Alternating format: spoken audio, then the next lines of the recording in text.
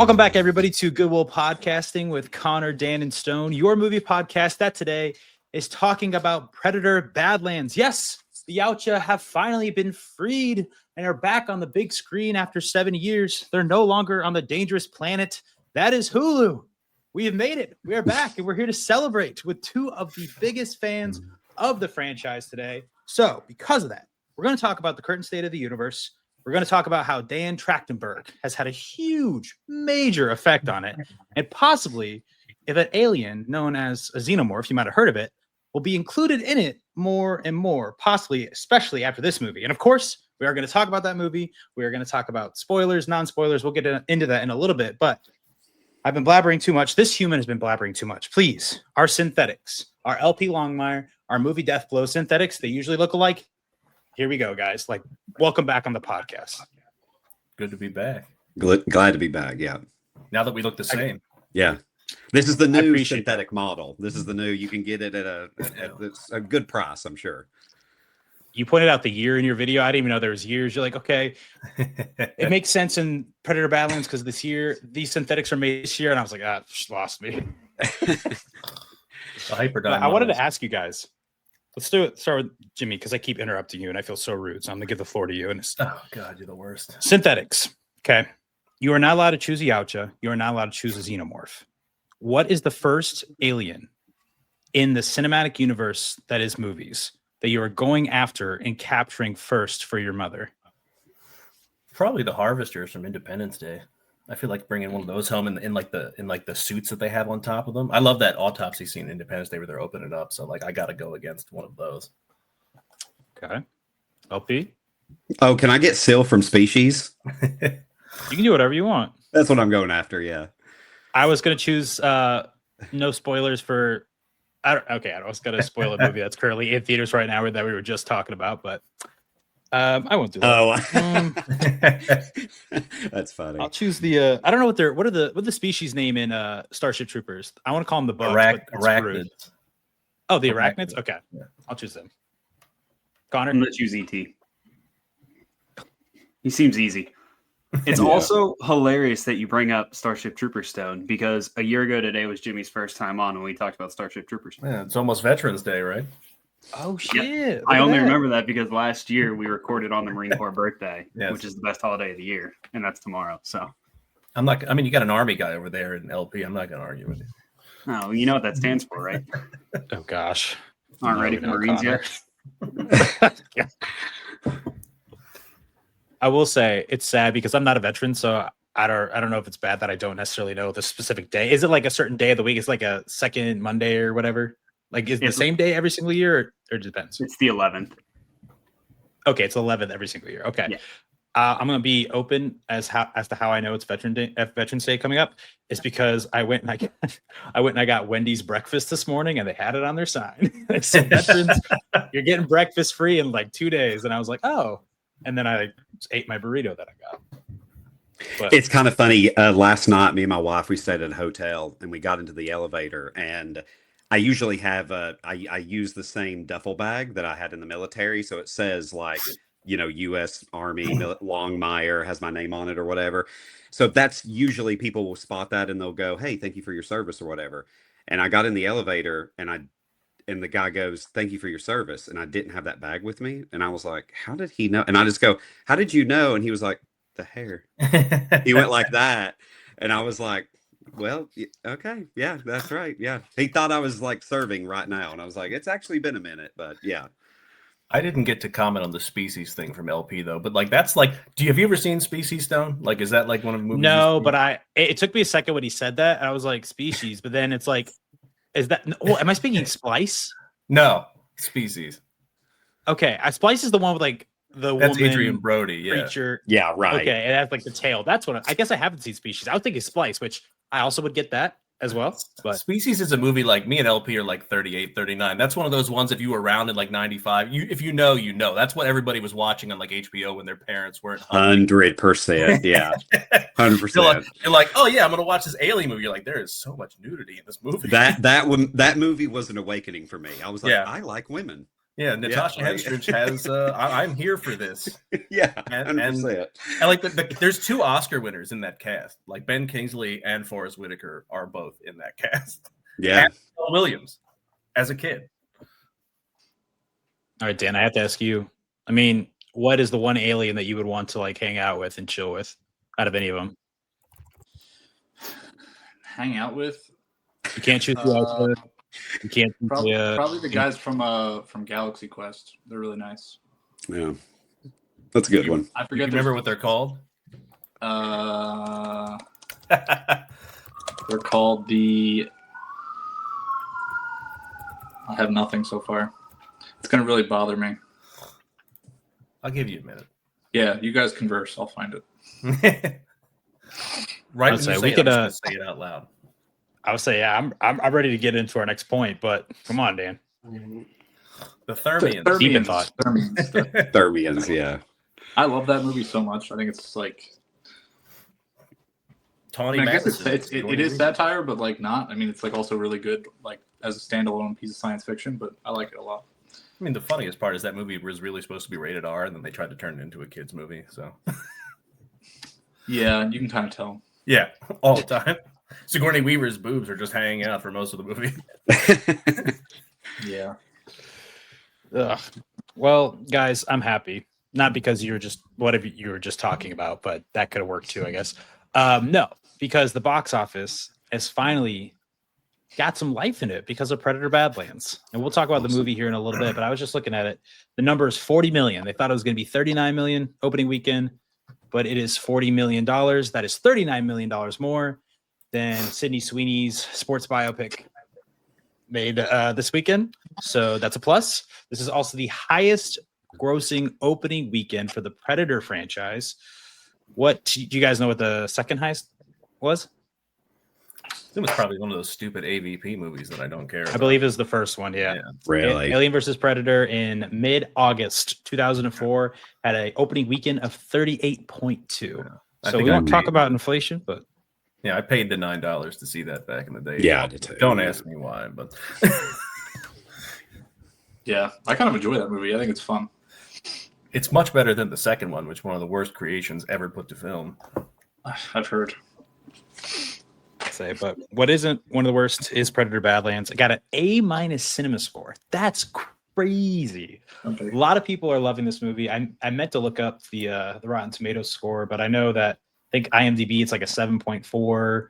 Like everyone's really enjoying it. So oh man, and people are just not having. If you have it like a tiny amount of criticism to say, like in my review, I was insanely positive about it, and I was like, and I even nerfed it the way I said it. I was like, well, I have one nitpick. The humor just doesn't really work for me or whatever. But I really enjoyed it. Dude, I had a guy private message me today on TikTok. He typed out a novel of just like, why are you hating on Predator Badlands? I was like, I didn't. But people totally side just to sidetrack. What makes someone act like that? Like truly, like what is the psychological? I don't know. It's an I don't thing. I don't even like. I'll listen to what you guys have to say. Like, there's no one that I care enough about what they have to say to like get angry to the point where I'm like, why don't you like this? Like, why do you care what a random person? Which I guess undermines what all of us do. But why does anyone care what some random person? I don't know. That's great. Like, I mean, look, the amount of money I Who are should be we? making from Like- shilling for these movies. I'm making tens of thousands of dollars for telling people. I was like, yeah, man, they're paying me 10 grand. Disney's just handing out checks left and right, and I'm telling you things are great, and then I like them. Like you were paid heavily for this. I'm like, I live in an apartment. I was not paid heavily for this. I assure you. congrats on the checks. That is a giant misconception, though. People see that if they're not in this world, they see like, oh, LP got a severance box, so Apple must be just paying him like. And it's just like, no, I just got a box. That's all that happened, which was cool. But I'm not making thousands of dollars to review Severance. That's not happening. Yeah, and they sent that Wish. they sent that to a ton of us. Like, it's not a big. It was just a thing to like, it's a show people like. It's a fun little thing To promote it. It's free promotion to promote the I show. didn't That's all it I didn't is. even know we were getting it. It just showed up at my house one day. That was it. Yeah. yeah, mine's still waiting for mine to come in. They said Season maybe, 3. They're gonna Yeah, get you maybe season season. 30. Oh, speaking of which, another little tangent here. Have you guys watched Pluribus yet? I'm dropping my video on it tomorrow. I'm Dude. obsessed. So Yeah, good. Dude, I've seen it's all good. the episodes. Yeah, it's really good. All of them? Yeah, so you guys get it through that like early start program, but like if you apply for an Apple Press thing, they give you all the episodes. They just give it to you right there. Wow. Good to know. My early start program was paying for Apple TV Plus and watching the 2 episodes that are available. So, man, you guys just are raking in the gold right now. You know what I did? Let's be real transparent here. So, Blumhouse, if you're listening, I got you about 6 to 7 million views Stop it, bro. on your fucking Black Phone 2 movie, right? And I told Dan this. I tried to find some email for Blumhouse for that movie. Couldn't do it. So I went to, it's like a contact us thing at the bottom of blumhouse.com. But I was like, hey guys, I did some good work for your movie. Hope just talk to you soon. And I saw all these people get these massive boxes for Black Phone 2. And I was like, Yeah. Well, you should have I asked tried. me. I tried. Universal's the studio that I'm the closest to. That's where I have most of the contacts. There. I'm the closest to my family. You know, that's what really matters. Yeah. So this doesn't even bother me. It really doesn't. But speaking of very good things in the world, let's talk about Dan Trachtenberg. Okay. So this guy, top of my head, right? I know that he came from 10 Cloverfield Lane. I got it up there. What did he do before 10 Cloverfield Lane? I'm going to look at his filmography real quick. Oh, he's directing on The Boys. Directed on something called The Lost Symbol. A lot of television, it looks like. That was a Robert Langdon, Dan Brown thing, The Lost Symbol. It was supposed to be a movie. Remember Tom Hanks did those Da Vinci Code movies? That was supposed to be like the 4th one of those, and it didn't happen. But what he was doing before this was going to Temple University right here in Philadelphia. Oh, that's cool. He's from Kensington. Go Owls. Yeah, did you tell him how you felt about the movie? Did I tell him? No, he did a little blurb at the beginning and then sprinted out of the theater. So Yeah. No, I did not. I'm sure he would have been thrilled to hear from you. Yes, I'm sure. Were you looking for me and then you were like, "Where's Jimmy?" No, because you saw it. You saw it like 2 days before I did, right? Yeah, I saw it on Monday. Yeah. Yeah. It was me and like 2 other people. It's just a media only screening. You had the promotional one or whatever it was. Gotcha. But I would have liked to have been there. They didn't tell me Dan was coming. You know. There was a million people there. Like it was kind of a circus, but I imagine that would be because he's from Philadelphia. So just that as well. That's cool, though. Good for you guys. I mean, I'm looking at nothing on IMDb, nothing below a 7.1, which is Prey. The guy's only directed 4 movies now, which is insane. And all of them have been a hit. Yeah. So good for him. I was looking into it, though. I'm sure you guys have as well. What has he said about this mysterious 3rd movie that he has teased? I have a direct quote right here that I wanted to say. He said the fun thing wasn't just that would be cool. A Predator movie hasn't been done yet. Wait, hold on. I'm reading the wrong quote. Hold on. There we go. Killers of Killers and Badlands came kind of at the same time, but it was sort of like, well, which one would I make first? Also, in fairness, there was a 3rd idea that I'm not speaking to, but that we are all equally like, oh my gosh, wait a second. So the only thing I could find out is that this is the producer, has been talking, supposedly, Ben Rosenblatt has been talking to, or Trachtenberg has been talking to Schwarzenegger, talking about possibly bringing him back. Now, my question is to everyone, I guess, what would you want to see for a 3rd film? He is I guess it is, well, this is a 4th film for him now, right? I guess he's talking about after Prey, he had 3 ideas, but all of them have been so different. Mm-hmm. So is it a legacy sequel with Schwarzenegger? I mean, they did bring him and Glover back at the end of Killer of Killers for that alternate thing where we see Naru and then we see Dutch and then we see Mike all frozen and everything like that. I don't know if you could do it with them now just because Danny and Arnold are so old. Like you could de-age them, but I think it would look ridiculous. I think it would have to be in some kind of like animation or something along those lines if you wanted to, or they would just have to be like shelved more or less. Like they would just be there, but not be like in the action. They'd be, the legacy characters. like a cameo or something. Like they have a conversation with somebody or. Or like, what they did. I didn't like what they did with Han Solo and like Leia and the Star Wars sequels, but just like have them there, but like not as the main characters. And I hate floating through space. Yeah. Just like, they come in, they're like, hey, I'm this guy. I mean, this is Disney though we're talking about, right? Like, I mean, they did it with Ian Holm and so it's just like, I feel like I would not put it past them to just de-age Arnold and Just be put like, him- this is what people want, so here we go. Yeah, I could mean, just see him do it. Yeah. Arnold was supposed to come back for Predator 2, and they just didn't have enough money for him. And then that's how, Danny Glover eventually took over that one. They had a lot of ridiculous ideas for casting in Predator 2. Like I just originally, watched that for the first time last night. so originally Patrick Swayze was supposed to be Mike Harrigan, and then they were like, no. And then it was like, well, Steven Seagal wants to be in it, but he wants to be like a psychiatrist that works for the CIA that knows martial arts. I'm like, that would make zero sense. I don't know why that would be in this. Then they settled on Danny Glover after that.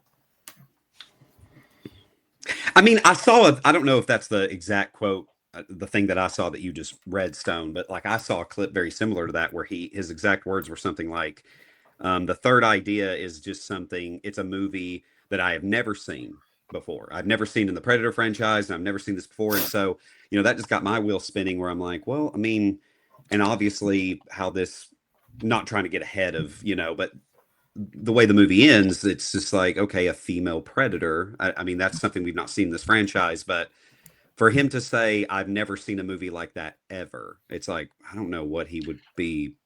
Because just gender swap, just making it a female, that's not really that unique or different. So I don't know what he could possibly be. And also the idea of just bringing legacy characters back. We've seen franchises do that so many times now at this point. So that doesn't feel unique. So I don't know what he could be. Which is exciting. Exciting, yeah. I was thinking about the female Yautja idea, especially when LP made his video. But then, I was thinking, why would, his mother's going to be like, usually the women are, the dominant species in, the Yautja thing. But, what if his mother wasn't actually, a Yautja? It was, a human Yautja relationship. Remember Ursa from Predator Killer of Killers? She was frozen. Maybe, she mated with a predator. And, that's his mom. And then she's, just, that badass and worshipped in the And that's Yautja why he's smaller. And that's why he looks, yeah, that's why he looks the way he looks. Because everyone's like, why does he look like that? But then, it explains in the movie why he does look like that. But we don't know what his mother looks like. We just know that she's in a ship. Maybe it's not. It was a crossbreed or something like that. See, that to me would make this movie 1,000 times better if he was part human. Because, I there's a lot of things I don't like about this movie, and a lot of it has to do with that character. But I think that would make it way more interesting. And, retroactively, I would look at this movie in a better light, I think. Yeah. Maybe his mom's on the ship with Arnold. Yeah. I mean, the difference in size between Quay and Deck is just he's up here and this dude's just down here. And you can see the size difference when it comes to just how muscular they are and everything. So there's got to be something that happened there, right? If his mother is this feared, she can't be some scrawny just Yautja or something like that. It's got to be something going on with genetics. And maybe that's why you see Arnold or that's why you see Dutch, Harrigan, and Naru frozen. Maybe they're doing some kind of genetic exploitation or something along those lines. Maybe his mom's like Sarah Connor or something. Yeah. I mean, we know this takes place in the future. I mean, LP did that video. Alien Resurrection is, what is it, 2381, 200 years after the other one. So, I mean, this is supposed to be 300 years in the future. And technically, Weyland-Yutani's not supposed to exist, but they do. And we know they're doing a lot of gene splicing in Alien Resurrection to bring Ripley back with cloning. So it could be something along those lines. Respectfully, y'all are just brushing over a big old thing. What smooth, however they talking, did a Yautja have to do for a human woman to be like, maybe, or is it against her will? That, I guess that would make more sense if it was involuntary breeding. I think that would a lot of drastic. I don't think horrendous Disney stakes. bring in that plot line, but they tried it in Andor. The amount of women on my Yautja breakdown video that were like, hear me out. There's so many women in the comments. Maybe he left the mask on, it's that mystery aspect. I don't know, but that would obviously with how this movie ends, and I don't want to get into spoilers just yet, but with Deck's relationship to the Yautja, if he hates his kind even more when his mother arrives because of something like that. Now I do realize this is under the Disney banner, but I think they can get away with a lot more because it doesn't necessarily say Disney at the beginning of every movie. So yeah, we'll see. But it does say 20th Century Studios. And I wanted to talk to you guys about how this includes the Alien franchise. We've been talking about it a lot, but Weyland-Yutani is in this. And this is spoiler, sure, but it's not really spoiler because I'm talking about something that isn't in the movie. How much did you like that? How much did you like the inclusion of Weyland-Yutani in this? But oops, I bumped my mic here. But also the fact that no xenomorph is shown, because as I was leaving the theater, I looked up End credit scene. I was like, just one pop up. No, I mean, that's cool. And I saw Trachtenberg talk about the fact he's like, it's definitely a crossover movie, but when it comes to Alien versus Predator, I think he used the exact quote, like it's like people holding up action figures and just like ramming them into each other. He's like, I just wanted to use robots in this movie and I had synthetics at my disposal, so I thought it'd be the perfect thing to do.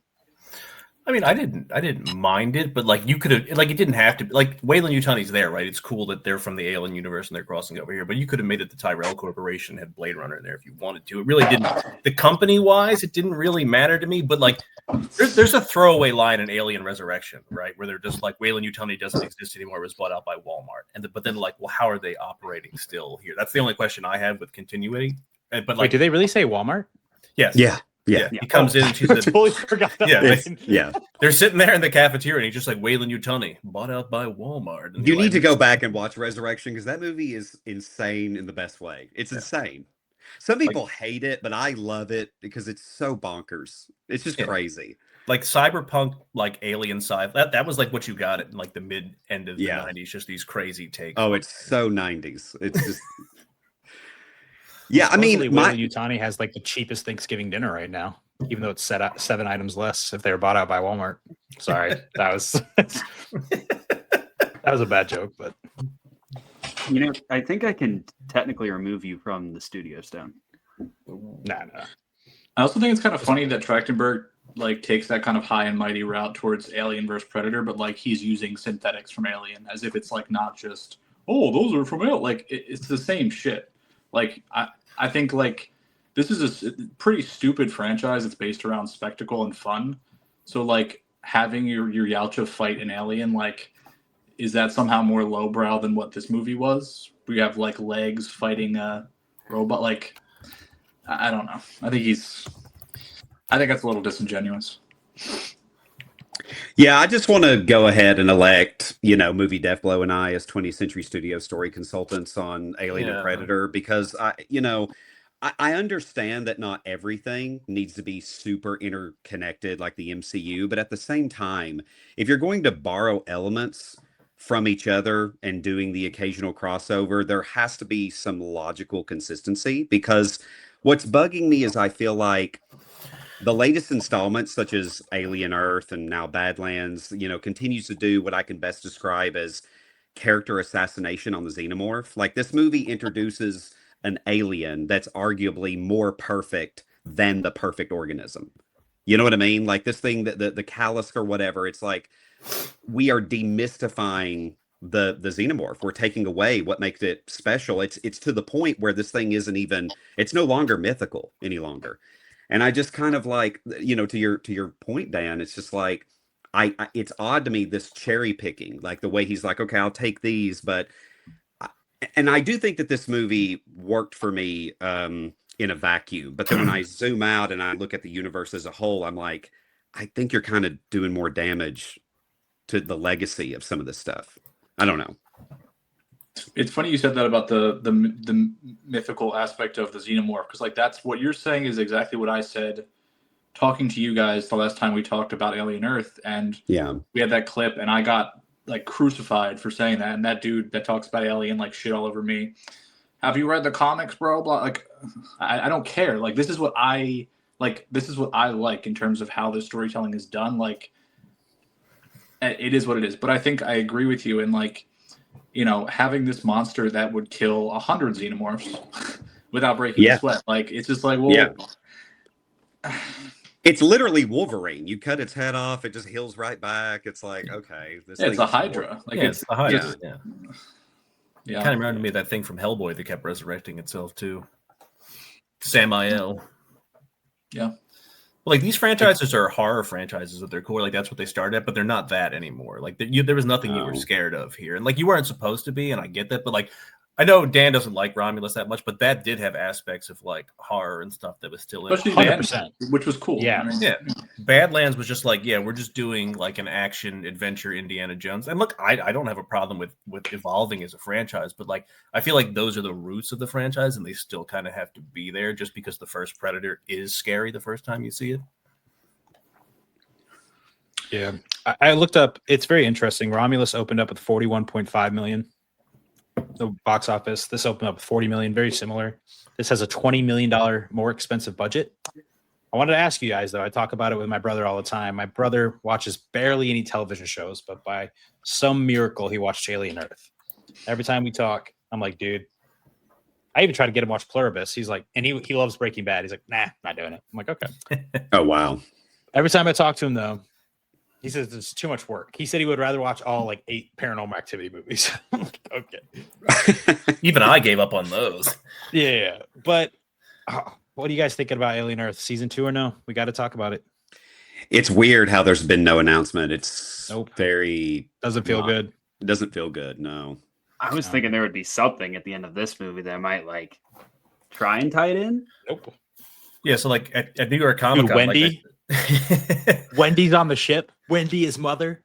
She's frozen. Yeah, that would be awesome if she was mother. Though. Like, I would be there for that. But like New York Comic Con, we show up to the Alien Earth panel like we're expecting some news, and they're just like, "Hey, we're going to screen the whole first episode again." It's like, all right, I'm fucking leaving. I don't need to watch the first episode again. But like we were expecting some news, and it's just like we still haven't heard anything. There's no rumblings of things, so it's either like they're going to wait until like the last quarter and announce at the end of the year, or you just might not hear anything for a while. Then it might pop back up like 3 or 4 years from now. I guess I don't know how else to explain it. It just feels like, it's just an outsider looking in. I mean, this is just how it feels. And just, based on some stuff I've heard, that it's just like, okay, here's what Disney decided. We're going to throw multiple darts at the wall, and we're just going to see which one lands, and we're just going to wait and see, like, how do people respond to Alien Earth? How do people respond? How do people respond to whatever Fetty's working on? How do people respond to what Dan's cooking up? And so I think people are responding the most positively to what Dan is doing. And it just would not surprise me if they come out and say, yeah, we're going to have Dan be the Kevin Feige of this. Like he's going to universe this, man. We're going to give it all to him. And he's going to just steer the ship. I wouldn't have a problem with it, though. There's a certain movie that's missing a director right now. Yeah. Does he get Alien Romulus 2? Alien Remus? I'm thinking that movie might. I mean, if what I just said happens, that film could just maybe quietly go away. I don't know. And maybe they just do something else. I mean, we know Ridley wants to do his own thing. He kind of wants people to the side. So much. And Ridley is still very involved in that stuff. Like, very involved. I mean, I don't know. I mean, my favorite thing about the franchises in general, like, LP and I are a little older than you guys, but like in the 90s, this was a very niche thing. Like nobody was clamoring for more Alien and Predator material. Like you were either a fan of it or you had never seen it before. And when people I just like that more people are coming to it and it's becoming more mainstream. So like, because everyone's like, oh, I didn't know people like to talk about this or knew anything about it. I was like, this was all I was watching every day when I came home from school. And it was just Predator and Aliens and this stuff like that. So like the fact that it's come to the forefront and the light is awesome for me, but I don't want to see it become too like, I don't want to see. There was a lot of the Mandalorian and Grogu here. You saw and C-3PO and Chewie and Luke and Yoda running around like that, which is fine. But like, I don't want to see it become that. Like it needs. But that is what happens when something becomes super popular. When it goes mainstream, it loses its soul, kind of. What made it special. See, like that's what I felt in this movie. Like that's what I feel like it's already like just immediately there, and like that's kind of my issue with it. And I feel like I think when you look at everything that Disney owns, and Stone, you said it doesn't say Disney, like it's a Disney movie, like they own 20s. Like we all know this, and like the amount of franchises they have with Planet of the Apes, Star Wars, Marvel, Avatar. There's another one I'm forgetting, but like all of this stuff really to me is starting to feel the same. And like I think they brought in someone who learned how to create a language from the person who created the Na'vi language for this movie. Like the guy who created the Yautja language learned how to create languages from the guy who made Na'vi. So like I look at that and I look at this movie and I'm like, this is like an Avatar movie. Like this is an outsider coming to a place and learning about how to connect with the planet, which is all about its plants and animals, and harness everything and defeat the corporation. Like, what are we doing? Like this is, I've already seen this. And when I saw it before, I had already seen it. Like, and I can't ignore that because that's all I feel this movie really is, with some Star Wars like imagery as well. And I think Second, that's a difficult thing to like articulate to people because we are a unique, like we see hundreds of Yes. movies a year. And the average, I was reading something like the average person sees 3 movies a year. Yeah. And You know? I don't know what to do with that because I feel like that exactly is what I'm thinking. I'm just like, this all feels so familiar to me, but like lots of people love this movie. And like, I'm not saying, you know, I'm not saying you shouldn't if you're just like, you know, the normal person off the street. I think if they walk into a theater and watch this, they'd be like, wow, that was cool. Yeah. And I don't know what to do. Like, you know, I don't know what to do with voicing your that, opinion, but, man. Yeah. I mean, Like, people who follow you, I get people that they like, watch movies. Understand. The people who are commenting that are not like faithful followers of yours, and they don't watch movies as much as other people. Yeah. It's a fact. But we're beating around the bush a whole lot. I'll give the synopsis of the movie real quick and we can get into our thoughts because we're like coming in here and there. So Predator Badlands follows a young exiled predator named Deck, who after his brother is killed is sent to a remote planet. There he is reluctantly teams up with a Weyland-Yutani synthetic called Thea, played by Elle Fanning, to survive and hunt the ultimate prey, which is a dangerous creature on the planet, to gain revenge against his father. Like we said, this is directed by Dan Trachtenberg, obviously stars Elle Fanning, like I just said, and also Dimitris Schuster Kolomentangi. And it is I believe the 7th Alien film. Yes, the 7th Predator film, excluding AVP. If you include AVPs, is the 9th film. And that is it, right? Got all that out of the way. I think I have on my list here on my outline. LP, I didn't watch your video. I didn't watch Jimmy's video. I didn't watch Dan's video, even though I know his rating. So LP, share everything you want about Predator Badlands. Now, am I going into like spoiler-free thoughts only, or am I going Keep it spoiler free? Keep it spoiler-free. Let's see. My spoiler-free review for this movie is, you know, hey, it's exactly what Martin Scorsese is talking about, it being a theme park ride. I mean, it's by design meant to be something where hey, if you can turn your brain off and just enjoy the ride, I think it accomplishes the feeling of a theme park ride very well. But my issue with that is that it's lacking a key ingredient. Like the original Predator was fun, but it was a movie that had something to say. Both it and the original Alien, you know, they had political commentaries, and I think unfortunately that is the Disneyfication of modern day Alien and Predator movies, is they really don't have much to say. They are just aiming for shrieks and thrills, and that's kind of it. I think, like I stated earlier, I think in a vacuum, this movie alone by itself, you're going to have a fun time. Like there's just, you know, it's a fun movie. Once I start analyzing it, like once I zoom out and look at where it stands in the rest of the universe, and even including the Alien movies and stuff, that's where I kind of start to question decisions that were made. And I really kind of have some issues with it. All right, Jimmy? I had an absolute blast with it. I love this movie, but like I don't think you can do this continuously. I think it has to be kind of like a one-off environment, the way you see it. And like Dan's done that. Like Prey is something like going back to like the 1700s and doing that, especially when you have the version with the Comanche language and everything like that. That's one of the most interesting things I've ever seen a movie do, where you can watch it like that. And then to come back with Killer of Killers, and it's a totally different, you know, anthology animated. And then Badlands, like I don't think if he was going to do another one, it would look like this at all. It would be a totally different story. And Dan was saying before, like he kind of compares it to Avatar. I mean, I see what he's saying like that, but like when I was watching this, especially as it went on, I kind of got like a Slumdog Millionaire feel. And let me like go in, because it's not the same movie at all, right? Slumdog Millionaire, you watch him play Who Wants to Be a Millionaire, and his story as it goes on, that's how he learns to answer all these questions. That's how he knows it from his experience. And when Deck's at the end and he doesn't have his weapons and his technology, he's adapting to the planet, to what Thea has taught him, like, you know, try to be kind and take things. That's how he knows how to use like the animal, you know, that bone thing as the face mask and everything like that. He's taking all these lessons to become like the Predator, like Deck of the Yautja, more or less. That's how I took it. And I really like, so like when people play a dual role also, like Elle Fanning, like usually there's one good and there's one bad. I really liked Thea. I didn't care for Tessa all that much, but like just Thea was cute and she was curious and she was experiencing all this for the first time. And she really sold me on the whole movie. And like, that's just the stuff that I love about it. Tessa, I was like, okay, you know, she's like the face of Weyland-Yutani here. But like also these movies don't do well when the face is a synthetic. Like I feel like you need that corporation, that human behind it running it, because then synthetic is just their tool, and it doesn't really convey the same way as like a villain or an antagonist. Connor? Remind me, is Tessa the one that works for the corporation or what? I mean, Yes. I go too, but Tessa's the bad one. Yeah. Yeah, Thea's the good one. I mean, I liked both performances by Elle Fanning. I was telling Stone this beforehand, but this is only the third movie in this entire like universe that I've seen. So I'm pretty indifferent on the movie. I'm still kind of deciding my ranking, but I think I'm leaning more towards Dan's thoughts towards it.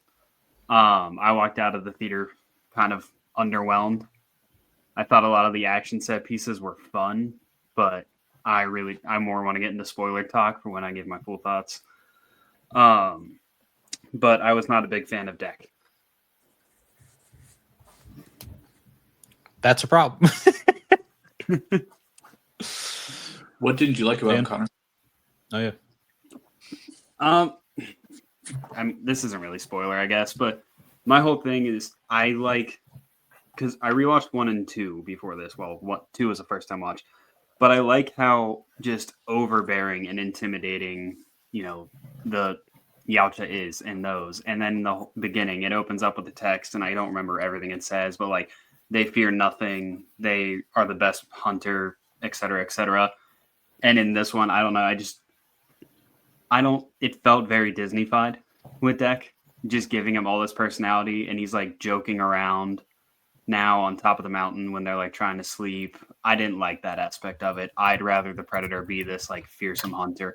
I'm fine if he needs like to reach out for help, I guess, in a way, like how he looked at Tia as a tool, but I don't like the companionship aspect, I guess, of it. Like, I just wish villains could be villains sometimes.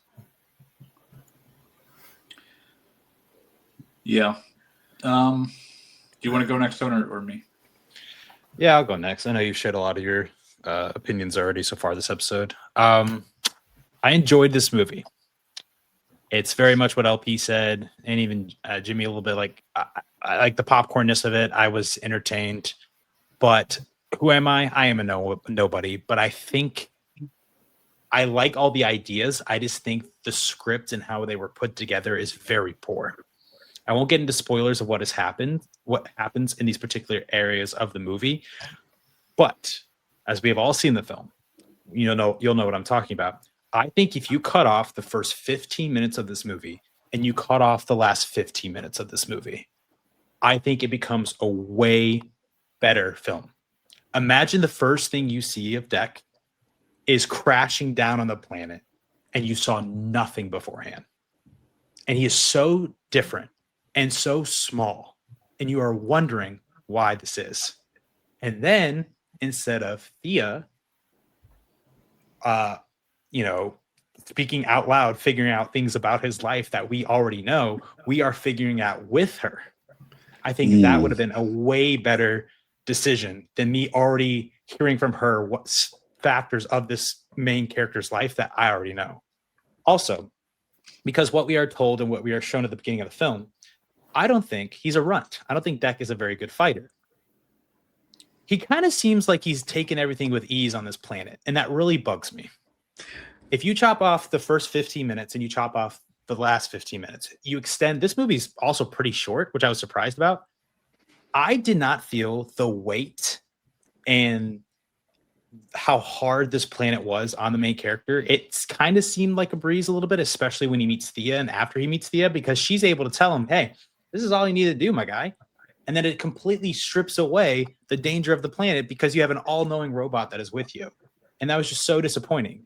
Now, it's just action over and over and over again because I'm like, oh, here comes the big old mammoth. Oh, mammoth's done. You got something in the tree. And I'm like, oh, geez. And you never feel like our protagonist is in any danger because everything is moving just so quick.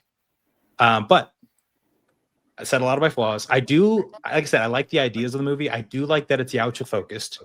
I think that's a genius idea. Like I said, imagine if there was just crash down, we follow Yautja, we figure out things about him along our way. We got no clue. I do really like the familial themes of the movie and how that translates to the climax of it and finding your clan. I thought that was very well executed. I do like the planet. Like I said, I like this dangerous planet, even though it was kind of a breeze for him, in my opinion. I think Weyland Yutani was incorporated really well. I thought the action was good. Like I said, I was entertained, but structurally, I think there's a lot of things that are not the best, and I think it could have been better. I said the same thing. It was like they established like, oh, his own dad's too afraid to go here. It's like the most dangerous thing. And then it's like everything Deck comes up against. It's like, man, I made, I saw the film with my brother and I made that joke. He and I quote it all the time. It's from the movie Knocked Up, where they're looking at Matt Damon in The Bourne Identity. They're like, man, Matt Damon's rocking the shit in this one. It's like, that's how I felt about Deck. I was like, man, he's just like taking it with stride. He's every obstacle he comes up against, he defeats it pretty. He's a great fighter. And then even at the end when he goes up against his dad, it's just kind of like, yep, this guy is 100%. just awesome, Yep. And I don't think he go ahead, Dan.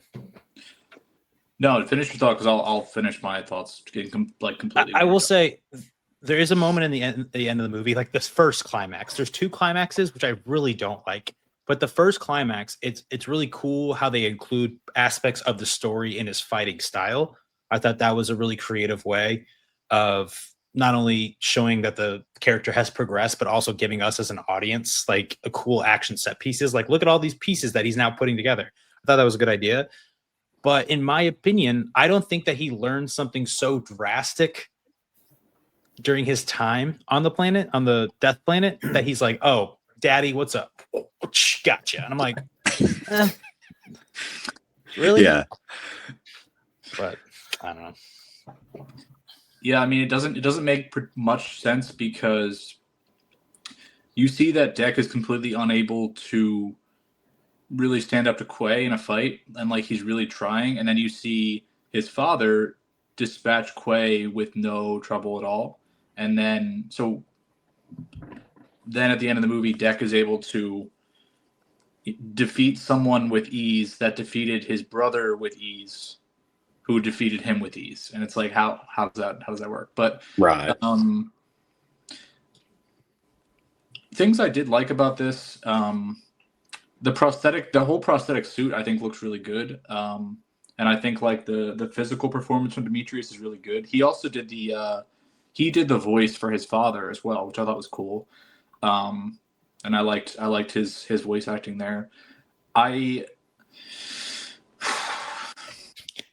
said, outside of the Avatar stuff, I said this feels a lot like a Guardians movie to me with the three of them. Like, it feels like Dan Trachtenberg talked about using Drax the Destroyer as kind of a inspiration for this character. And like, I think that's like painfully obvious. And I think all the stuff, the way that they approach humor with him is the same exact way they approach humor with Drax, except, he almost they do the kind of stuff flying over his head, for comedic effect, but they also have him like making little jokes. And like, I think the language, the amount of usage of the Yautja language is a mistake. I think it's everywhere in this movie. I think seeing these things, and it's kind of like you were talking about with the Xenomorph LP, like seeing them just rapid fire conversation. They're so talkative. Like, it's just I feel like there's a certain level of mystery that you'd like to have around some things, like some, this is like a piece of pop culture. It's like a huge iconic character, and like you're once again demystifying it, like kind of whitewashing it and just making it something that feels like a million other characters from a million other movies. And like, I think if I walked into this and I had no idea what this was, I had no, previous history with the franchise, just walked in off the street, I'd be like, that was a solid, entertaining story. But with the background, and after watching them make something like Prey, which I really enjoy, and I think Prey, like, I feel like the movie Prey is an active like conversation with the original Predator. Like, I feel like it's taking, it's like the original Predator, there's a lot of different reads on what that movie actually is, and I think coming when it did and bringing in all these huge, larger than life men, right? And like, it's this very Reagan era, macho movie, but then it also shows this like basically colonizer force that has weapons that people can't contend with, and our most powerful soldiers can't contend with. And then, it is critiquing our military power, but then at the end, it does show that like the badass man still wins. Like he just has to learn a different way to utilize his badassery, right? Like he just uses his brain, and I think Prey kind of takes all of that and like takes it apart and shows someone who's just a massive underdog the entire time. And I think like that story is just very interesting. And I love using Predator movies as a way to like examine like a warrior and pick them apart and see what they're about, rather than having like, I don't like having the Predator as a protagonist. I think it just like it changes the dynamic of every single Predator movie moving forward if you ever try to go back, because you're like, this just like sentient thing that can feel and have emotion and it talks, and it's just like, this is just another alien, because you've already seen what's the expression, how the sauce is made, whatever, how something is made. I don't know. I'm very kind of split on it. And I think like the synthetic stuff,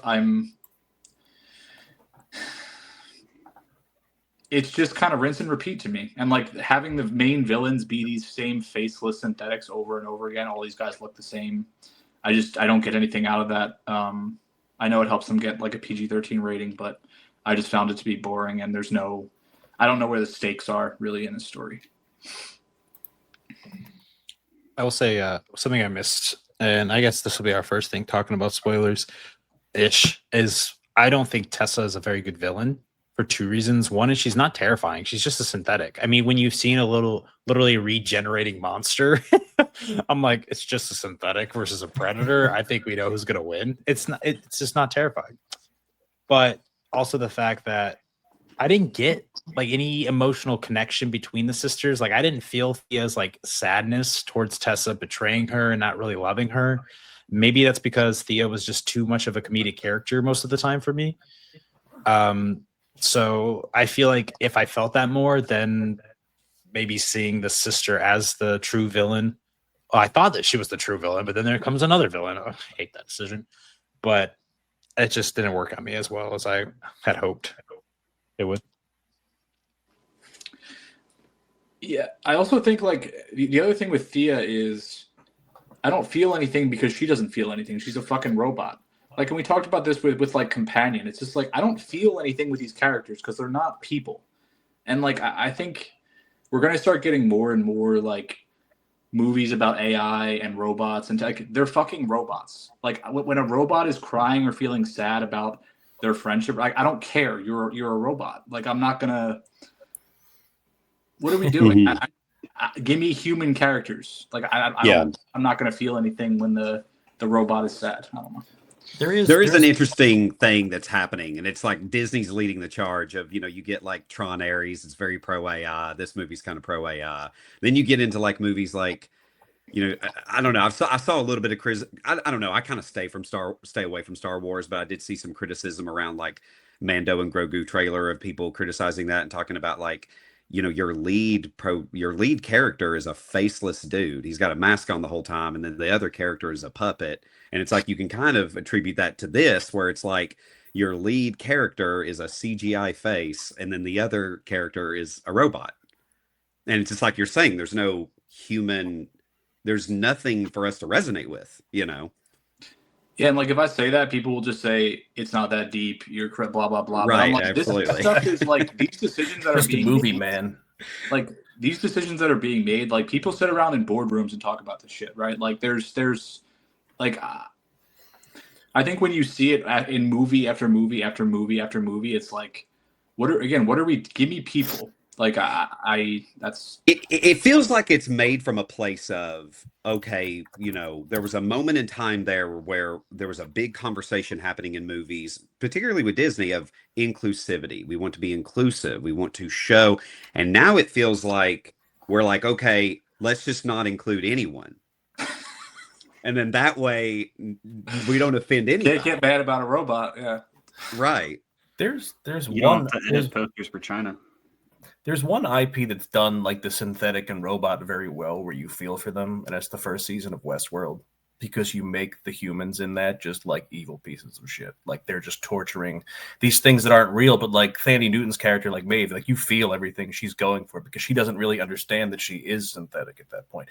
You have to have something that's like just evil in general, just torturing them. That's really how you make it work. But I don't know how you make the the audience feel for Thea and stuff like that, because she doesn't feel, like Dan said. But there is a way to do it. It's just it wasn't incorporated in this story. Like, what would be a really cool idea instead of doing the whole sister dynamic? And I get what he was going for there. It's like Deck had a brother. It's like they want to do a sibling thing. That way they can kind of like connect or whatever. But I think it would have been more powerful if it was like, yeah, get rid of the sister thing. Have it be a human villain that is kind of using Thea as a tool. And then that way, when you get to that whole thing of like, oh, I understand you because I know what that feels like to be used. You know, my dad used me, or my dad treated me as a tool, and that's and what's he was happening also to you. trying to use Thea too. So And I'm doing that to you, and like, yeah, That's a good idea. Yeah.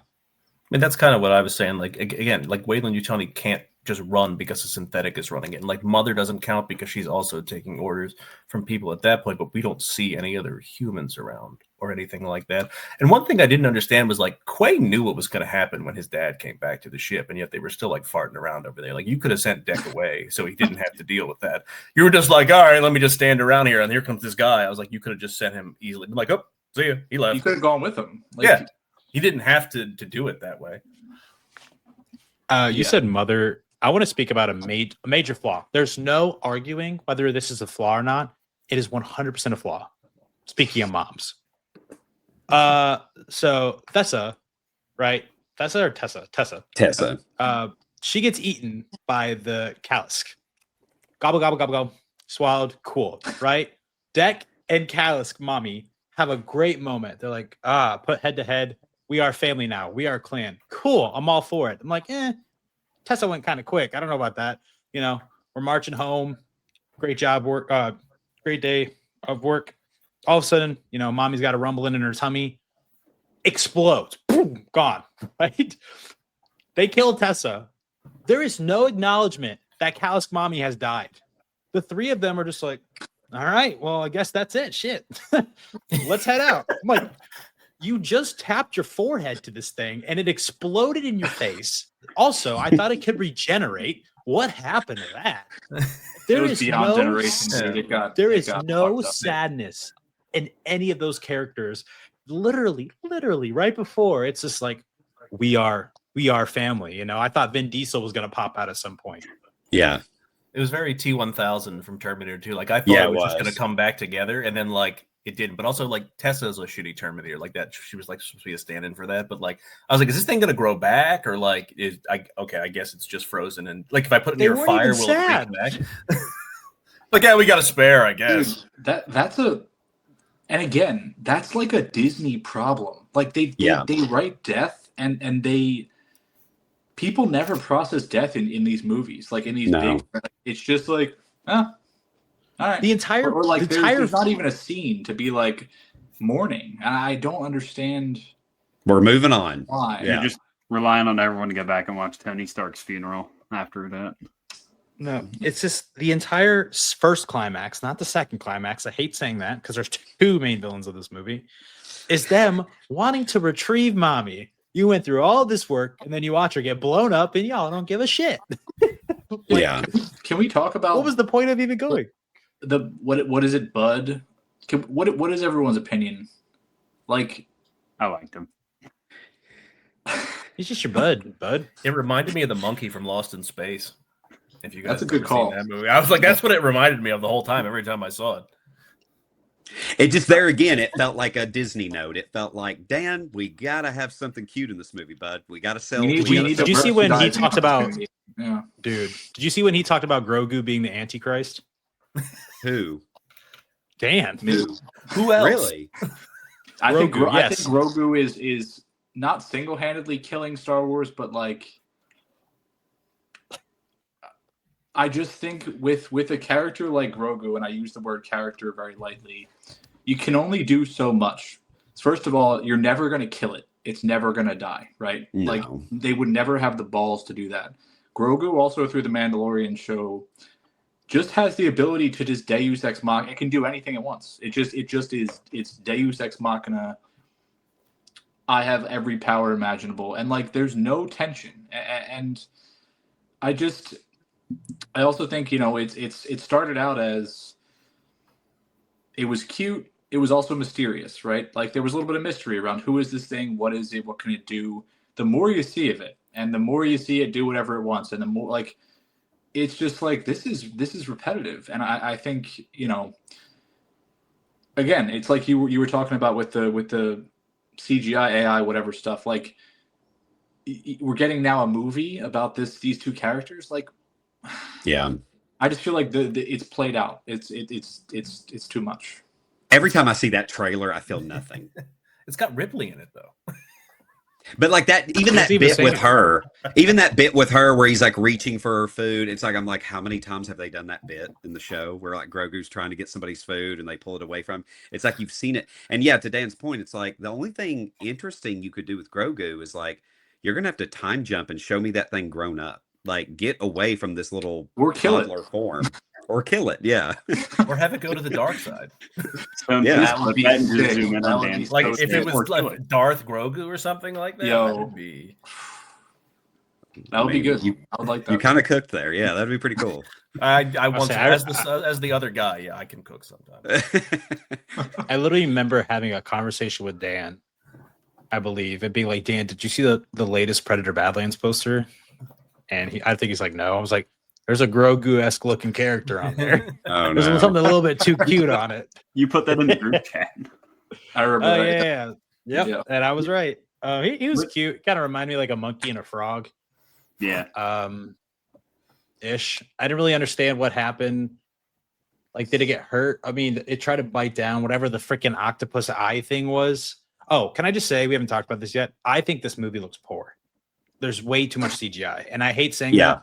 I don't think surprisingly any of us have mentioned that yet, but the only time it sticks out to me. It sticks out to me when they're actually in the forest, when they're actually in the wilderness. And I remember the certain scene, they're by a waterfall and they're chilling by a waterfall. And I think it's when he picks up the Kalisk fang and he's like, oh, this is where it breeds or whatever. And I'm like, this is real. This here right now looks great. But when you have a sequence that are sequences that are so quickly firing back to back of each other, when it's like, oh, here comes a mammoth in some shards of grass, and then here comes an eyeball octopus, freaking the Osculus from Alien Earth, but mommy form. Teocellus, sorry, coming through the sky. I'm like, this doesn't look good. And then it's just like him swinging on trees like Tarzan. I'm like, yeah, I don't like it. I thought Yautja Prime looked awesome though. Yes. I want to know who the visual inspiration for this film was. Oh yeah, movie director wise, it's Terrence Malick. I think Terrence would have a heart attack and fall off a cliff if he heard that. For how long it takes him to make things. Yeah.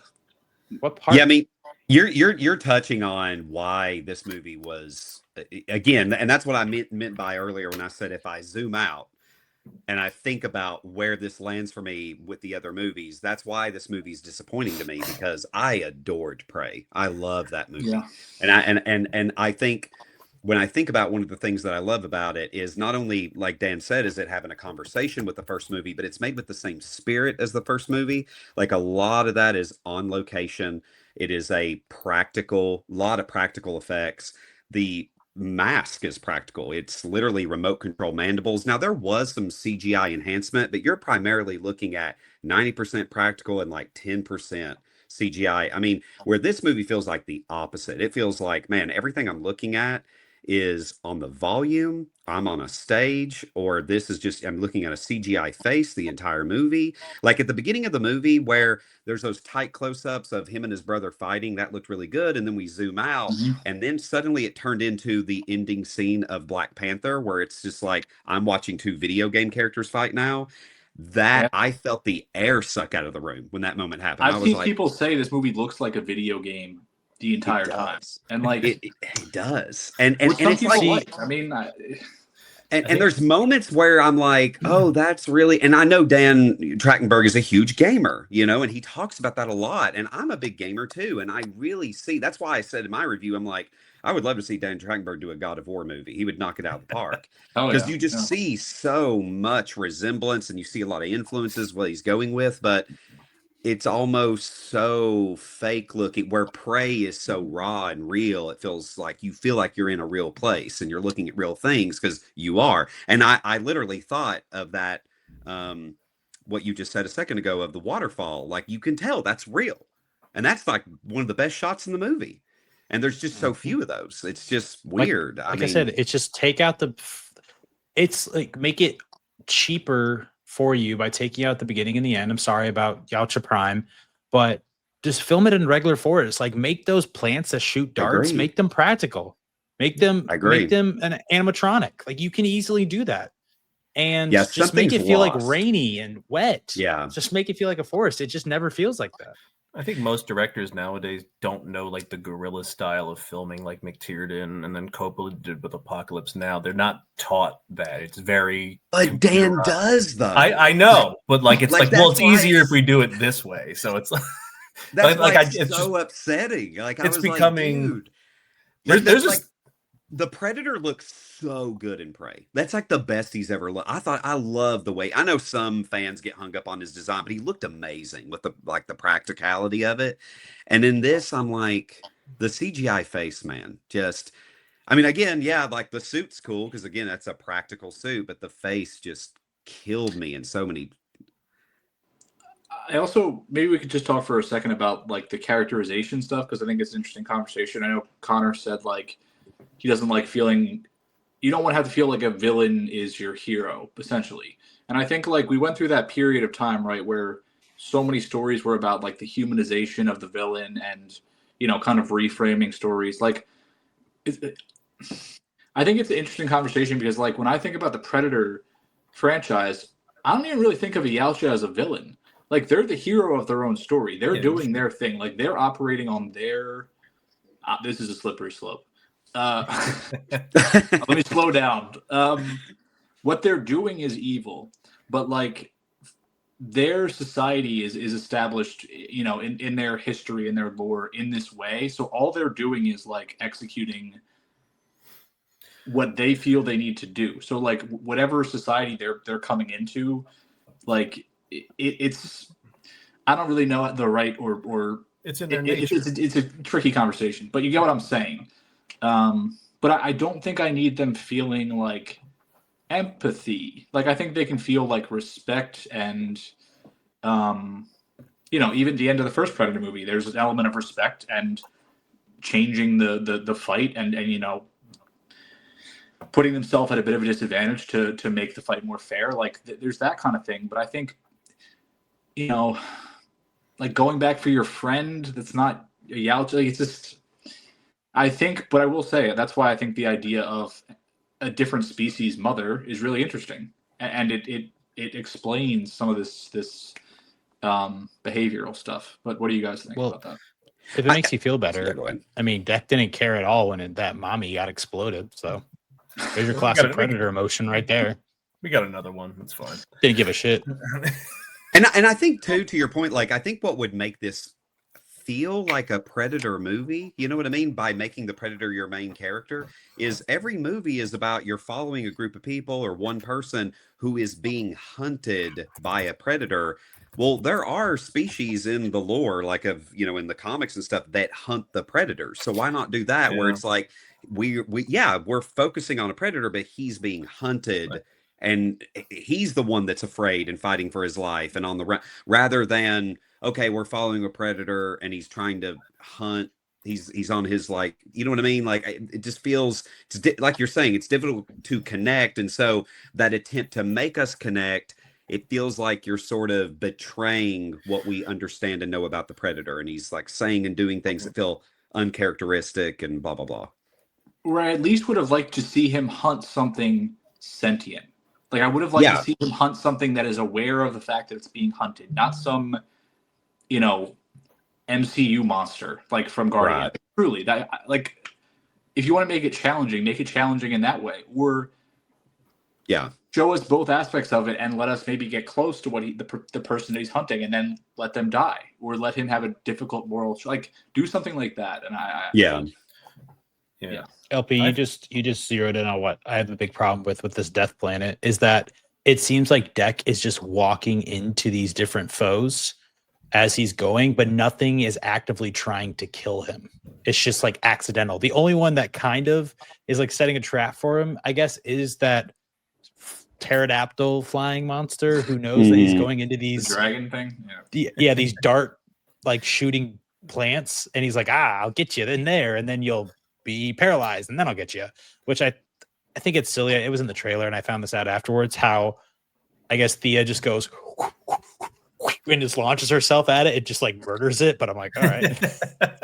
It's like it felt like a very Pokemon movie. Like you felt like these things had like different evolutions here and there. Like the callus baby, you're like, that's not going to look the same the whole time. Or like this flying dragon thing and everything like that. And that's what I meant about like this movie is just you got to turn your brain off, because the moment you think about things, so much of it falls apart. Like that scene you're referring to, because I thought that in the theater where it's like you see her get to him so fast. And then immediately it just shows her then like walking on her hands and she's moving so slow. It's like, how did she get to him so quickly? It's like, but they don't want you to think about it. They just want you to be like, okay, you know. The one that like has me keep thinking about that is when they're in the like tree monster and Bud basically just throws his back in front of its teeth and it can't bite through him. But then Deck can cut through the mom so easily, which I get. It might be like the special sword or whatever, but... Good. That's a good spot right there. I like kind of touching on what LP was saying before, like something hunting the predator. I've had an idea for a predator movie I wanted to see made for a while, and I made a video on it a while ago. I want to bring back Royce from Predators because I believe Predators is one of the most underappreciated films in that genre. But like Royce and Isabella are stuck on this planet the whole time. I've had this idea that like they've been there through so many cycles and they're the ones killing the predators now. Like every time they go to this game preserve, they become the hunters and the predators are kind of scared to go there now. But now Royce has found a way off this planet and he makes his way to Yautja Prime and he's kind of waging like a guerrilla war like Saw Gerrera against them and like kind of mix in like the original I Am Legend novel where like they're kind of afraid of him now. Like they don't know what it is. They just know something's out there picking them off and they kind of tell stories about this person out in the desert somewhere. And like you're like Predator works best when the humans are involved and also the predators are involved the same way. They kind of needs that aspect to work. So like if you make a human some kind of like, you know, terrorizing monster that's coming after these civilizations to bring, you know, payback and pain to them, I think it would be an interesting idea. Yeah. I also think go ahead, LP. Sorry. Well, I was just going to say, just to piggyback off what he said, you know, there's that shot in The Predators where, you know, you see a Yautja that's been like killed. And so that would have been a cool idea. Like, okay, instead of at the start of this movie, just having, oh, he's the run of the litter, so we just need to kill him. No, why don't they just drop him on that planet and he's for sport. That's what the other predators hunt. I want to make it like a horror movie from like the Yautja perspective almost. Yeah. Like the original I Am Legend idea, not the Will Smith crap that we got that everybody loves. Like in the book, the whole premise of I Am Legend is like the vampires are afraid of him. They're scared of him coming to there, but like he doesn't realize that because he sees them as the monster, but they're really terrified of him coming there. That's the way I would see it. Yeah, it's the inability to understand that the world is gone. Like you're the outlier, you're the monster, you're the one hunting them. So like, and I think like that is what the ending implied, that they're now changing the ending to make the next movie. So like I'm still curious about that movie, but what was I gonna say? Can I just tell you how funny this movie is? Really, is I haven't even mentioned one of the finales. You're told the entire time, like, just listen to this. Good Lord. You're told the entire time, the big baddie of this movie, right? You're told almost like 10, 15 minutes in, there is an unkillable monster, right? And you're like, damn, I can't wait until 10, 15 minutes where we get that big battle. No, you get to see that monster 45 minutes in. And that's when Deck Battle said, oh, okay, well then who's the antagonist? Oh, it's Tessa. Okay, well, I guess we'll battle Tessa at the very end. That'll be great. Wait, Tessa's about an hour and 10 minutes in. Then who's the final antagonist? Oh, it's Daddy. Daddy's the final antagonist. Okay, we'll go to Daddy. Guess what happens after fucking Daddy dies? There's Mommy. There are 4. 4 big baddies in this movie, and I'm just like, Oh, and who good talks like that? lord, dude. It's Mortal Kombat. You just keep going up to. You just have to keep going up to the next. Do opponent you guys or think? whatever. Do you guys think they will definitely pay? Like the other thought I had was, I feel like the thing at the end could also just be like a punchline. Like, oh, I just had to kill my dad. Like, oh, now there's my mom. Like, they don't have to pay that off, really. Like, do you guys think they definitely? They will. Oh, they think they will? Okay. If there's a sequel, Oh, yeah. yeah. I will say, we were talking about at the very beginning of this episode, Dan Trachtenberg's third film. He's 100% not talking about whatever the sequel of this is going to be, which is really interesting because I'm wondering what Disney is going to do if this is super successful. If they're going to be like, Dan, you can do your random movie, or we want you to do a sequel to this film. I think Disney, ever since Endgame, they're trying to figure out how do we do that again with something else. Like, how do we? It's not easy. And like, how do we and I think they think this is their golden, like, they're just looking at this as like, hey man, we could really do this again. Like, we could have Arnold, say, I am, and then he snaps, and I am the Predator. Yeah, we could just build to that moment again, Like I'm telling you, Bluey 2027. There you go. When Arnold comes back in the Terminator movies, I love it. Like, I don't know if anybody else like Terminator Genesis is terrible, but I really like him in it. And then Terminator, whatever that, I didn't remember what it was, but like, I really like him in it, just being like the carpet salesman or whatever. Okay, Jimmy, I hear you, and I, as a fellow Arnold fan, I do too. But here's the problem: that man is getting, I know, very old. Like, I don't know if it's going to work. Yeah, I want it to work. Remember quickly what I was going to say. I think like another thing I saw Dan Trachtenberg talking about was, and I don't know if this is still something that's on the table, but he was saying he wanted to make a World War II movie where the Predator's killing Nazis. And I think he was saying that was his original idea before he made this. Yeah. Which That's what it was.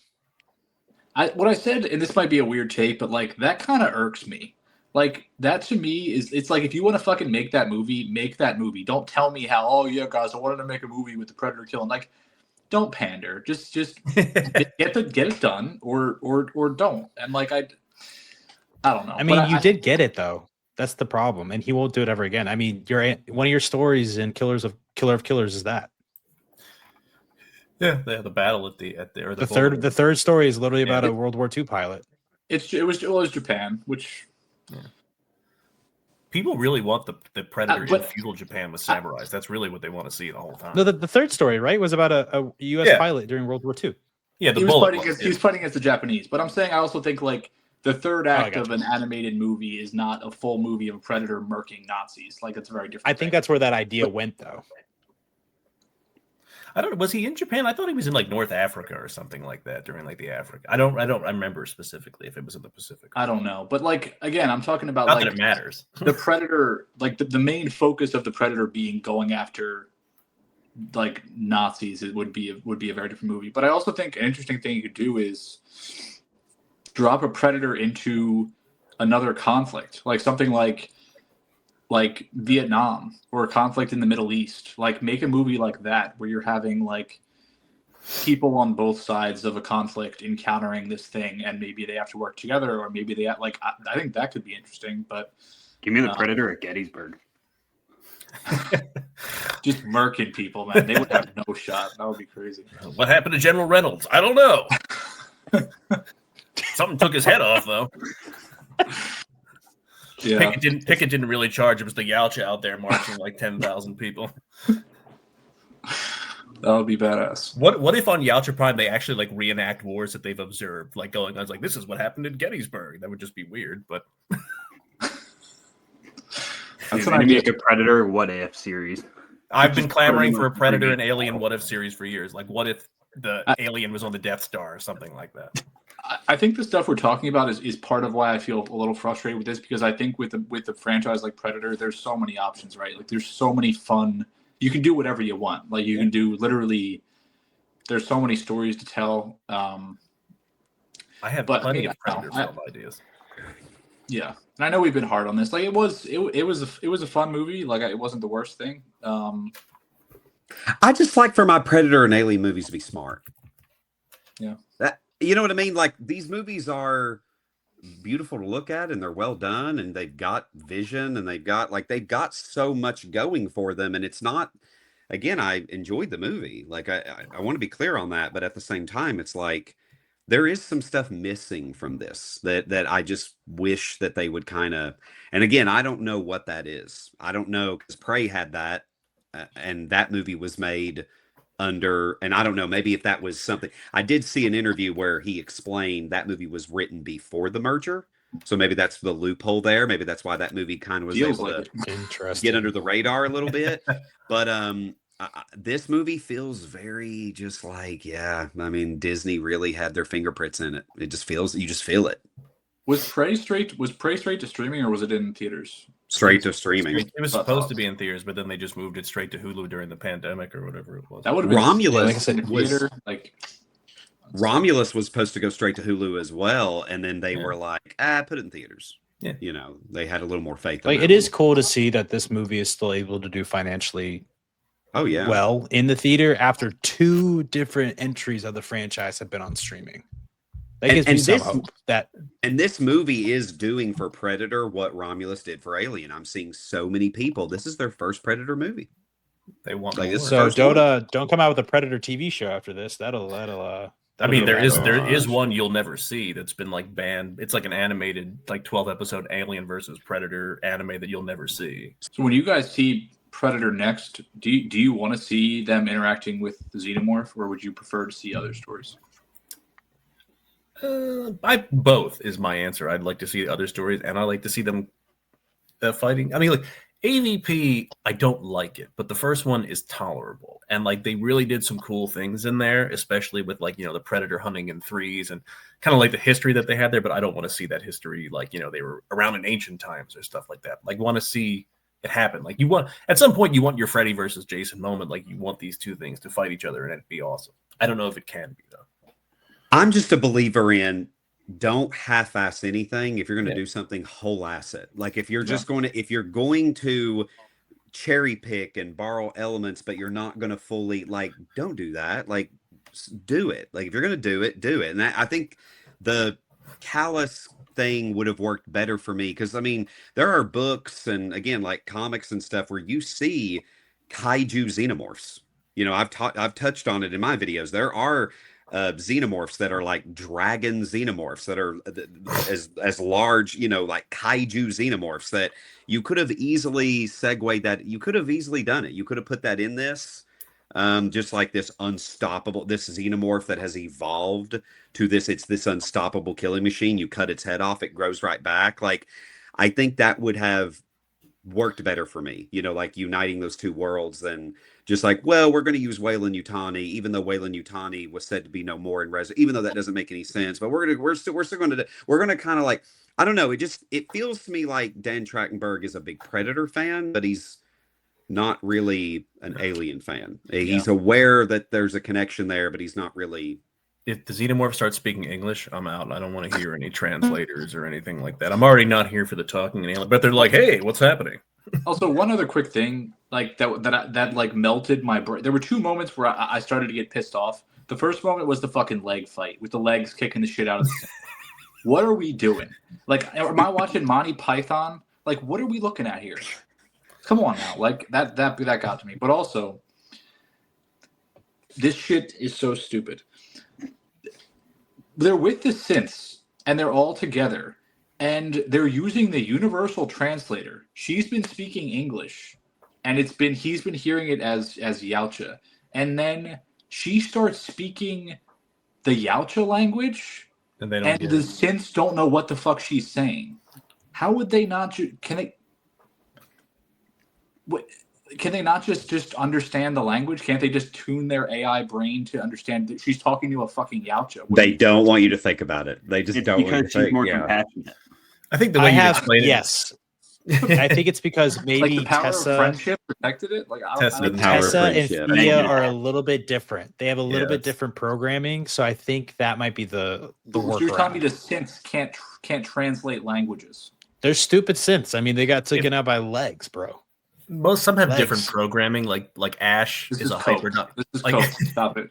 There are ways to explain it. I can't tell you if it's true or not, but like there's a difference between Ash and Bishop, right? They're not the same. David and Walter, they're upgraded models. Some can, like, remember Walter asked David a question and David got it wrong, and he's like, all right, well, there's something wrong with you, or you're just not programmed the right way. But I feel like AI now would be able to do this stuff, like translating different, like understand the language that's being spoken. And this is a synth, and it can't. It bothered me. And it's a movie. You're not supposed to think about it that much. Okay. There's The moment. Oh, go ahead. Sorry. There's a shot that I know I absolutely love, but I know when it happened in the movie theater, Dan probably hated it. When Deck turns around and yells and there's that big explosion, like that Power Rangers explosion behind him, I'm like, that's awesome. And I'm like, Dan's like this. I thought that was pretty dumb. I rolled. All right. As long as you liked it, because I absolutely loved that whole shot. I was like, Power Rangers, it's Morphin Time, and the big explosion behind them was awesome.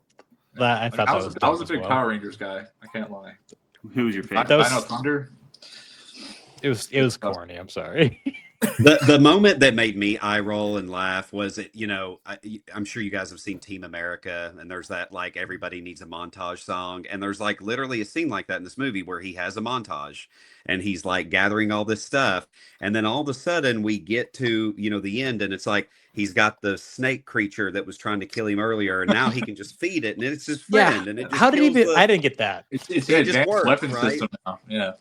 And he just had time to plant all those explosive plants strategically around that whole plant without anybody seeing him, and it could blow up at just the right time. And it was just so like, it just made me. It was The so first good. time that Tessa saw Deck, I thought she was going to give us like that alien Romulus, like, get away from her, you bitch. Where he's like, you're one ugly. I thought that was going to happen. I was like, this is going to kill LP if she says you're one ugly motherfucker. Dude, can you imagine if Tessa and Thea meet each other? It's like, what is it? Like, you stupid son of a bitch or whatever. They're like, but it's the two Dylan! sisters. That's how they do it in the next movie when they have the CGI Arnold Schwarzenegger come out of the cryo thing. He's going to look at all of them and go, "You ugly mother effer." Oh, yeah. That's what they do. I will say, when it came to him gathering all that stuff, I thought he was just going to like, caterpillar bomb and throw a caterpillar and it was just going to blow up. But I did like the thing shoots. What is it? The thing shoots the plants, pisses the plants off, and the plants shoot the caterpillars at the synthetics. I was like, okay, I didn't expect that. So I thought that was like a cool, creative way of putting everything together. Now, Where do you store? I mean, he is a predator, even though they told us he's not a good one. He is now a good one because he has the power of family. He went through the Slumdog Millionaire school and learned everything, and now he knows how it all works. We could low key be touching on, because I mean, at the start of this podcast, we were talking about how we were really reading into Dan Trachtenberg's comments about the next movie, the third movie, is going to be unlike anything you've ever seen in this. What if he's like, I want to do a comedy? I want it to be a comedy Predator movie. I want this to be the Army of Darkness Predator movies, where the third one is just like the Predator is it's just insane. And he's like, this is my boomstick, and it's just ridiculous. He has to not remember the 3 words, though, because I need that scene in there. The Klaatu Larato. I think like I wouldn't mind that. It's like if a movie knows it's funny and that's the sole purpose. No, like don't try to do both. Like don't try to be badass and then like we were talking about me and Stone got to see Sisu 2. And like the first Sisu movie, it's funny. It's like a little funny, but it's like it's an action movie first. It's stupid as shit. And it doesn't quite know that. The second movie is like, this is the stupidest thing you've ever seen. We're gonna have fun. Every kill is a punchline, and it's one of my favorite movies of the year. It's so funny. Really? And, like I feel cool. like, and I've also seen people talk about like the concept of Predator in general being fucking silly. Like there are these things that can fly across the universe, and they still are just like, let's kill some stuff. That's like they have the brain function of like the programming of like a Neanderthal, but they have the technology of gods. Like it makes no sense. Like they would evolve past this way of thinking most likely. But it is kind of silly in general, so I think you could do that. But do you know the story about the original idea of how they made the Predator, like the first one, how they came up with the idea? No. So Jim and John Thomas are the original writers of the script, and so there was a joke going around like, who else is left for Rocky to fight? Because Rocky 4 is over at this point. And like, well, we had him fight an alien. Beat the and Russians. because like he went against Apollo twice. He fought Clubber Lang, and he beat Ivan Drago. It's like, well, who else is he going to fight? And like he went against Thunder Lips, Hulk Hogan. So it's like, we're just going to fight an alien from outer space. So they wrote that movie like that, and it eventually morphed into Predator. But when you think about it, there is some like Rocky-esque aspects of it. Like they lose and then they win, right? They lose and then they win. They lose something. Like Dutch loses his team, then he learns to kick his ass, and then Danny, and then Mike Harrigan loses. Then he kicks it is his very ass. much a Rocky movie. Yeah. All right, I got the sequel right now. It's called Predator Goodlands, and it has Deck 2 starring Tim Robinson as the Yautja. It's come so on! good. I gotta Be find a way to amazing. make money off this. I really want to. Yeah, it'd be amazing. Everyone's trying to get at me right now. I was the driving crooner for Halloween. I'm just saying I could do the. That's funny. Can I just say I love the way LP says Dan Trachtenberg, because I say Dan Trachtenberg, and every time he makes a video, I was like, I have to watch it because I love the way he says Trachtenberg. Trachtenberg. Oh gosh! And I will say, speaking of, just really quick, Go I ahead, wanted to say about Dan. Like the thing that keeps me from like wanting to really obliterate this movie is like I know he loves this shit. I know he's passionate about it. Like I see, even if I don't like it, I understand that it's coming from a place where like of actual passion. And like to me, that's all you can really hope for from movies these days, because there's so many things that like there's so many IPs or brands or ideas that just get co-opted by people that see paychecks, and like I don't think that's what he is. So like that's at least I would agree with something. that. So also, like I would say too, is whether you like or you hate this movie or any of his movies, it's incredibly impressive to me that he has 3 movies in one singular franchise that aren't sequels to anything else. They're all original stories about the exact same thing. They're all different, and you can. I wouldn't blame anybody if they're like Badlands is my favorite, Prey is my favorite, or Killer of Killers is my favorite, because everyone has their own taste. A lot of people like Badlands better than like Prey. People who love animation probably love Killer of Killers. I haven't watched Prey in forever. I would probably have Killer of Killers and Prey above this. I couldn't tell you which one I like better, Prey or Killer of Killers. I enjoyed Killer of Killers. yeah, same. That's just impressive. That's so cool. I mean, even 10 Cloverfield Lane, before they're like, yeah, just show a little bit of aliens at the end. It was incredible. That movie falls off a cliff. Holy shit. It's one of those Cloverfield ones that LP loves so much. I mean, it's just like you look at his movies, it's like the dude he's a solid director. I mean, he really is. He's great. I mean, and I'm like you. I just feel like if somebody told me like, dude, Predator Badlands is my favorite movie ever, I don't think I would be like, I'd be like, yeah, dude, it rocks. It's awesome. I mean, again, as I've expressed on here, I have my issues with it, but I'm excited to see where he goes next. I can't wait for, I'm going to show up for sure. Okay. We've been talking about this for this whole time. I was like, I still love this movie, no matter what I'm saying about it. I had absolutely right. Yeah, exactly. Yeah. Like I like the movie too. I had fun with it. I just see it could have been a lot better. It could have been. Don't do the prime Yautja. Just get that out of the movie. That's my biggest issue. It is like a Star Wars or Avatar with the Predator skin. I mean, it is. Can they bring Quay back? Because he was awesome. I'm just saying. He was awesome.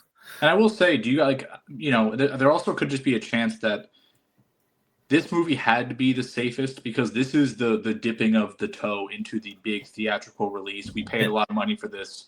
Let's make sure the brand is feasible in the market right now, right? Like, you had Killers on Netflix, you had Prey on Hulu. Like, this is the big dice roll. So they're probably not going to make something crazy outside the box, and I felt similarly with Romulus. I felt like Romulus was pretty safe, let's mostly until the end, like just let's make sure this makes money kind of movie. So maybe next we get something a little spicier. What do you like better? This or Romulus? Yeah. This. You shitting? Okay. Romulus, bro, don't get me started, please. Yeah, this movie was fine. This has a better cinema score. I mean, not that that means anything. I just wanted to look it up. But what is your all feelings on the idea of like taking a predominantly very well-known, famous rated R franchise known for its rated R-ness and then trying to appeal that to kids? What is your feel? Because like, okay, me and my wife, we had this conversation. She and I'm about to really, you know what? Yeah, I'll say it. This is very All right, wait. embarrassing. 1 This is a hour very- and 31 minutes, Connor. No, you don't have to. Just in But case. this is so. Like, I don't know. Some people make fun of us for this, but we don't care. Our favorite pastime is we play Fortnite together every night. That's Like, awesome. right? Yeah, before bed. Like, she and I play That's together. awesome. Who Me and my would wife make argue fun every of night. It's the Some same people, Oh well, no, you some and your people- wife I are don't know. happy. Some people hate on that. But anyway, like, People are There- fucking. Holy yeah, I shit. know. I But, like, wish. I wish. but like a few, well, anyway, like she and I had this conversation because, Disney owns like a big stake in Fortnite. So there's like Disney characters in their stuff. But it's so bizarre when you're looking at the skins you can buy, and they've got like Disney characters, like kid character, and then they've got Art the Clown. And you're like looking at that going, okay, this is predominantly like, a lot grabber. of kids play Fortnite and this is going to be their introduction to Art the Clown. And then they're going to be like, Mommy, I want to watch Art the Clown movies. And it's just like a weird thing where I'm like, I don't know how I feel about, because naturally the point I'm trying to make is kids are going to see Predator Badlands and they're going to go, I want to see all the Predator movies, Mom. And they're on Disney Plus, and it's just like such an odd. I don't know. I'd rather have my kid watch Predator than fucking Terrifier 2. I'll tell you that much. I'll But tell you that. Yeah, my, that's my true. kid does Yeah. watch it, so I mean, he watches it with me, so it's okay. But like, it's very 80s. But like, when these movies came out, like they weren't pitching to the kids; they were pitching the toys that they made for those movies to the kids, True. and then we wanted to see it that way. So like, Fortnite is just like the next genre of that. Like, there's no more action. Like, there's action figures that I collect, but not that the kids collect. So they're like, hey, we'll put these here, and that'll make you want to see it then. Yeah. It's digital toys. Yeah. But I will say, I think like, and I don't mean this in an insulting way, but like when I got out of like when I got out of Badlands, and what I said on Letterboxd was like, I feel like this is a really solid kids movie. Like this is a movie I would take my if I had a 10-year-old or 12-year-old, I'd be like, hey, let's go check this out. Some good solid introductory science fiction, like they'd have fun, like. And the I don't power know. of family.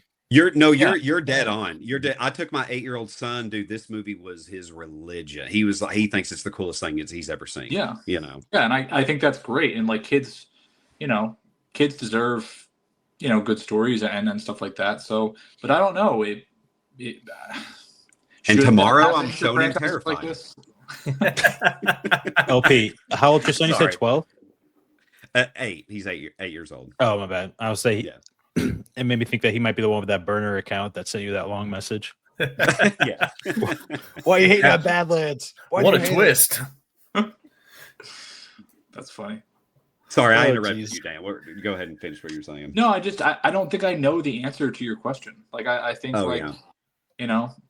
part of me feels like no, like let this just be what it is. Like this thing is established. Like come up with new stories to tell kids. But then part of me is like, I do talk about that there should be more stuff for families and for kids and if you talk about the messaging of this movie, it's good messaging for kids. Like it kind of works better in that way. So I don't think I know the answer. I don't know that there is an answer.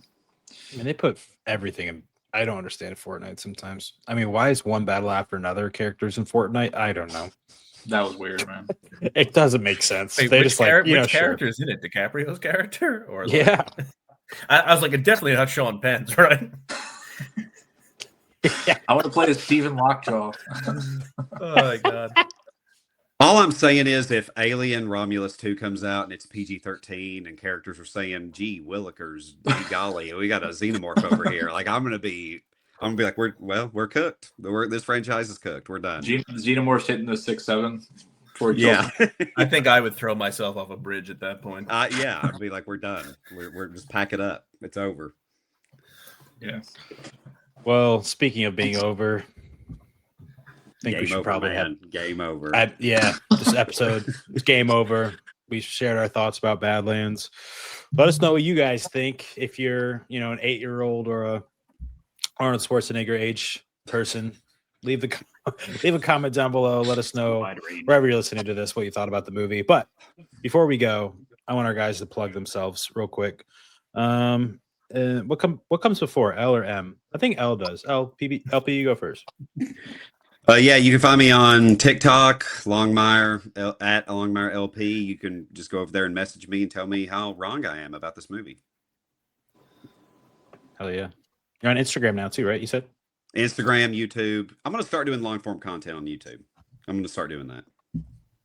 I don't know when. I'm going to, but I'm definitely putting it together. He was doing it at one point, then he stopped, I think.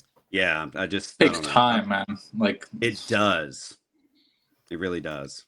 All my videos are like a minute and like 1 second long. I made one that was 4 minutes long, and I didn't know what to do on Instagram and YouTube because they're like, wow, we don't know what to do with this, because I like try to post it. They're like only 3 minutes long. And I'm like, oh shit. I had to make a thumbnail and actually do an actual YouTube video. I just followed you. Oh, that's good. My bad. All right, Jimmy, where we can find you? You can find me at MovieDeathblow or MovieDeathblows on TikTok, X, Facebook, YouTube, all that fun stuff. All my interviews, my long form interviews that I do are on my YouTube page. Most of the fun stuff you see me doing on TikTok is also transfers over, but not all. Just a little note here at the very end. I want to say how impressive it was that I came to the conclusion that L came before M, because literally L comes right before M, and I didn't have to like count out the entire alphabet. That's pretty cool. Just saying. we'll be practicing the alphabet on Goodwill Podcast every time. Next week as well.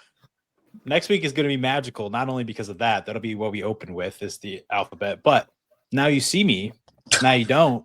Big movie next week. Dan's practicing his magic tricks right now, so that'll be entertaining. wow. So everyone come I back might for still have that. my Chris Angel magic set around here somewhere. Yeah. We're going to make this podcast disappear right now, though. So everyone, go watch Predator Badlands if you want to. Thanks for joining us. Until next week, go outside, sit on our park bench, touch some grass, call up your friends, watch a good movie, follow LP, follow Movie Deathblow, and we'll see you then. Peace out, everybody.